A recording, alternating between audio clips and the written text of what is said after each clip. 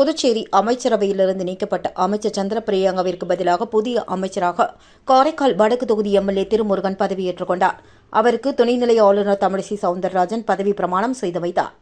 புதுச்சேரியில் ஆளும் தேசிய ஜனநாயக கூட்டணியில் என்ஆர் காங்கிரஸ் கட்சியில் அமைச்சராக இருந்த காரைக்காலை சேர்ந்த சந்திரபிரியங்காவை அப்பதவியிலிருந்து முதல்வர் ரங்கசாமி கடந்த ஆண்டு நீக்கினார்.